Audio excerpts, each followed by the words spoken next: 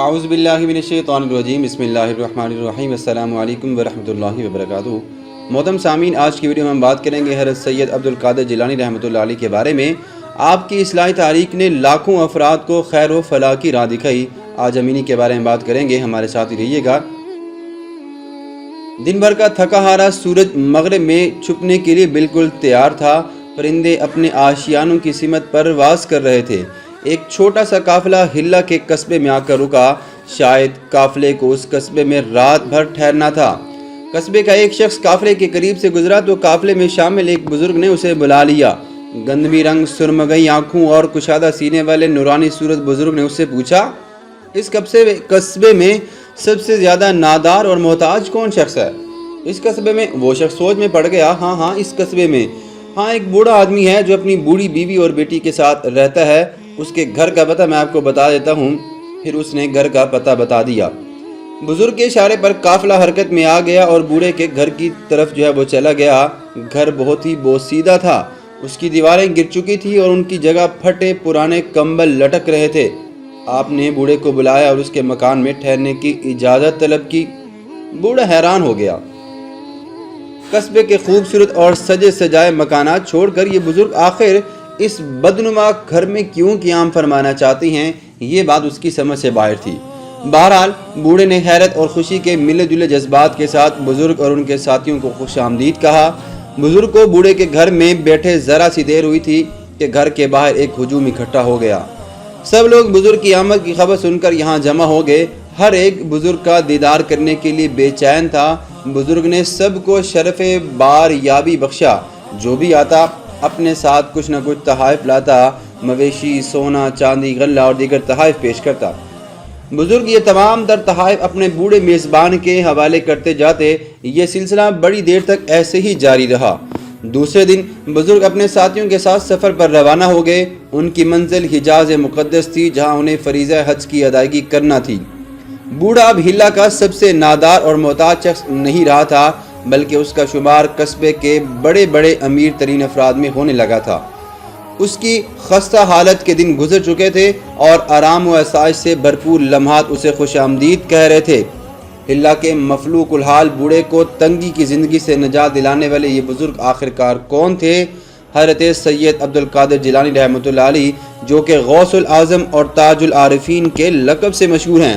آپ امت مسلمہ کے عظیم مصلح اور محسن ہیں۔ آپ ہی کی مساعی جمیلہ اور زبردست جدوجہد کے نتیجے میں گمراہی کے اندھیرے چھٹ گئے اور ایک بہت بڑی تعداد نے فلاح کا راستہ پایا۔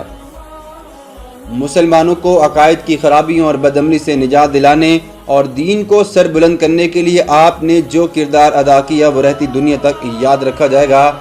آپ کا نام عبد القادر اور لقب محی الدین ہے۔ آپ کی پیدائش گیلان کی ایک بستی نیف میں ہوئی۔ گیلان کا علاقہ موجودی شمال ایران میں موجود ہے۔ گیلان کا تلفظ اہل عرب نے جیلان استعمال کیا ہے، اسی نسبت سے آپ جیلانی مشہور ہوئے۔ حضرت عبد القادر جیلانی رحمۃ اللہ علیہ نے اس دور میں اس دنیا میں قدم رکھا جب یورپ کی عیسائی حکومتیں مسلمانوں کے اقتدار کو ختم کرنے کے در پہ تھیں اور صلیبی جنگوں کے لیے پر تول رہی تھی۔ خود مسلمانوں کی طاقت بھی تقسیم ہو رہی تھی۔ ان کے عقائد کو کمزور کرنے کی کوششیں کی جا رہی تھیں۔ دین میں نئی باتوں کو رواج دینے کا چلن عام ہو چکا تھا۔ سیاسی اور فکری اعتبار سے مسلمان کمزور ہو چکے تھے اور بے یقینی اور بدعملی نے انہیں اپنے مضبوط شکنجے میں جکڑ لیا تھا۔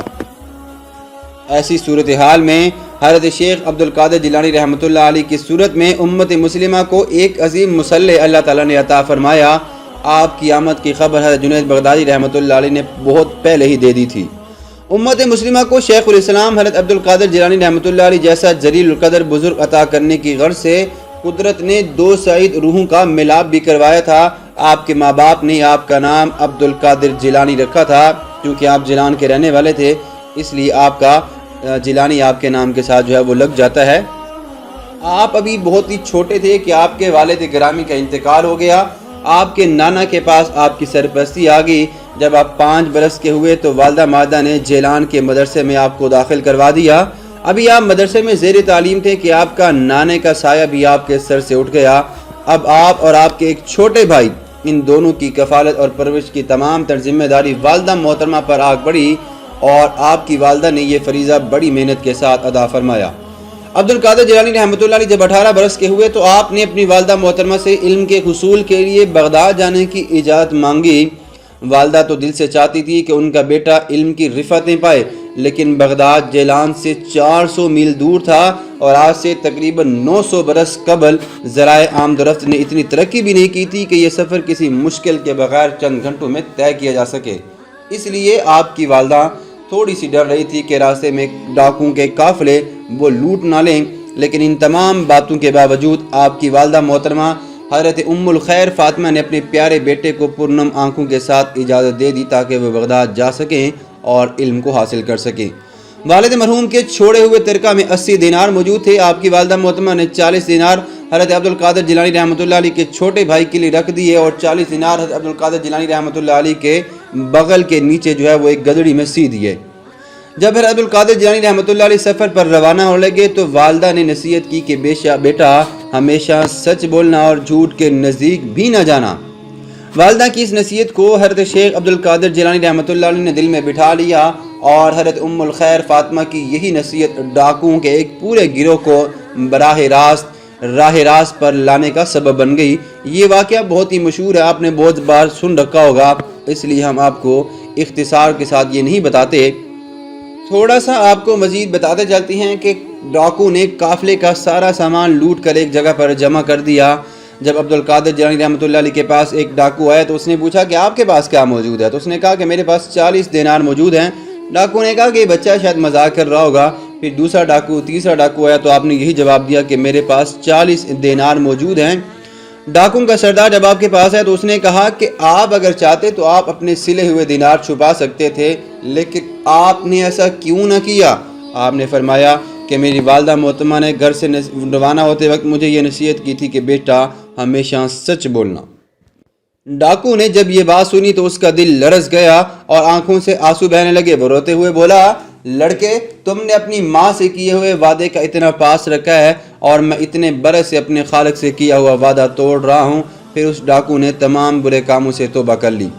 اس کی پیروی میں پورے گروہ کے ڈاکو نے بھی برے کاموں سے بچنے کا عہد کر لیا۔ یہ بھی بتایا جاتا ہے کہ وہ ڈاکو بعد میں دیندار زندگی بسر کرنے لگے۔ حضرت شیخ عبد القادر جیلانی رحمۃ اللہ علیہ فرماتے ہیں، یہ پہلی توبہ تھی جو گمراہ لوگوں نے میرے ہاتھوں پر کی تھی۔ 1095 عیسوی میں قافلہ بغداد پہنچ گیا۔ بغداد اس زمانے میں عالم اسلام کا مرکز سمجھا جاتا تھا۔ علمی اور فنی اعتبار سے اس شہر کا درجہ بے حد بلند تھا اور غیر اسلامی دنیا میں بھی اسے بہت عزت اور توقیر کی نظروں سے دیکھا جاتا تھا۔ بغداد پہنچ کر حضرت عبدالشیخ قادر جیلانی رحمۃ اللہ علیہ نے چند ہی دنوں بعد جامعہ نظامیہ میں داخلہ لے لیا۔ یہ اعلیٰ پائے کا مدرسہ تھا۔ آپ نے اس دور کے متعدد علماء کرام سے علم حاصل کیا۔ آپ نے قرآن پاک سیکھا، قرات سیکھی، تفسیر، قرآن، حدیث، فقہ، لغت، شریعت، طریقت اور تمام تر طریقوں کی علوم وہ آپ نے حاصل کی ہے۔ آپ کے بہت سارے اساتذہ بھی تھے جنہوں نے آپ کو فقہ کی تعلیم بھی دی۔ 8 سال تک علم حاصل کرنے کے بعد آپ نے تزکیہ نفس کی غرض سے عبادت اور ریاضت کی طرف توجہ دی۔ اس وقت آپ کی عمر صرف 26 سال تھی۔ اس عمر میں امنگیں جوان ہوتی ہیں اور انسان دل فریب باتوں کی طرف زیادہ متوجہ ہوتا ہے، لیکن حضرت شیخ عبد القادر جیلانی رحمۃ اللہ علیہ کا قلب علم کی روشنی سے منور تھا۔ اس دور میں شیخ عبد القادر جیلانی رحمۃ اللہ علیہ اس میں اپنے خالق کی محبت میں وہ گھر بنا چکے تھے۔ آپ مجاہدے اور عبادات میں مصروف ہو گئے۔ آپ کا مقصد دنیا کو ترک کر کے راہبانہ زندگی بسر کرنے کا ہرگز نہ تھا، بلکہ آپ معرفت نفس اور معرفت الہی چاہتے تھے۔ آپ خود فرماتے ہیں کہ اس دوران شیطان نے مجھے کئی طرح سے بہکانے کی کوشش کی، لیکن اللہ تعالیٰ نے مجھے ہر ایک حملے سے محفوظ رکھا۔ بعد میں آپ نے درس دینا شروع کر دیا۔ آپ کے درس کو سینکڑوں افراد لکھتے بھی تھے اور سنتے بھی تھے۔ ایک وقت میں 400 روایتیں شمار کی گئی ہیں۔ آپ ہفتے میں 3 مرتبہ درس دیا کرتے تھے اور ان واعظوں کا سلسلہ پورے 40 برس تک جاری رہا اور آپ کی وفات سے کچھ عرصہ پہلے تک یہ جاری رہا۔ آپ کے شاگردوں کی تعداد بھی بہت زیادہ بتائی جاتی ہے، تقریباً 600 سے زیادہ۔ آپ مدرسہ میں فتویٰ نویسی کا مستقل شعبہ آپ نے قائم کیا۔ محی الدین حضرت شیخ عبد القادر جیلانی شعبے کے نگران بھی تھے اور بڑے بڑے لوگ آپ سے مسائل پوچھنے کے لیے آپ کے پاس آیا کرتے تھے۔ ایک بار آپ کے پاس ایک مسئلہ آیا جو عراق کے بہت سے علماء کے سامنے پیش ہوا تھا، لیکن کوئی تسلی بخش جواب نہ مل سکا۔ مسئلہ یہ تھا کہ ایک شخص نے غصے میں قسم کھا لی اور اگر وہ کوئی ایسی عبادت نہ کر سکا جو اس وقت روئے زمین پر کوئی نہ کر رہا ہو تو اس کی بیوی کو 3 طلاق ہو جائیں گی۔ غصہ ٹھنڈے ہونے کے بعد وہ شخص پریشان تھا۔ تاج العارفین حضرت عبدالقادر شیخ جیلانی رحمۃ اللہ علیہ کے سامنے جب یہ مسئلہ پیش کیا گیا تو آپ نے فوراً فرمایا یہ شخص مکہ مکرمہ میں چلا جائے، مطاف اس کے لیے خالی کروایا جائے اور وہ تنہا طواف کرے۔ یہ فتویٰ ملتے ہی وہ شخص مکہ مکرمہ روانہ ہو گیا اور مکہ مکرمہ میں جا کر اس نے اپنی قسم کو پورا کیا۔ آپ کو خوشبو بے حد پسند تھی۔ محتاجوں اور غرباء کے لیے آپ کے گھر کے دروازے ہمیشہ کھلے رہتے، ان کے لیے آپ کا دسترخوان بہت وسیع تھا، لیکن آپ کی خوراک بے حد سادہ تھی اور آپ اکثر روزے سے رہا کرتے تھے، ہمیشہ باوضو رہا کرتے تھے۔ رات کے ابتدائی حصے میں کچھ دیر کے لیے آرام کرتے، پھر بیدار ہو کر عبادت میں مشغول ہو جاتے۔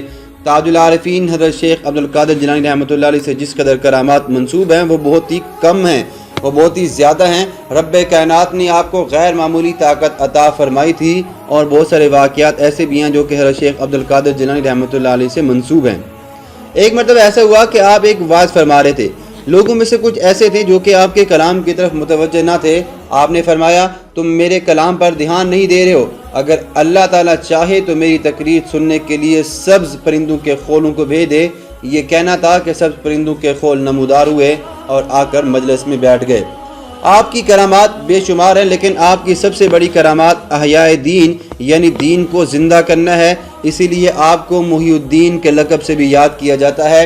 آپ کسی بھی جگہ ہوتے احیاء دین کی بات فرماتے تھے۔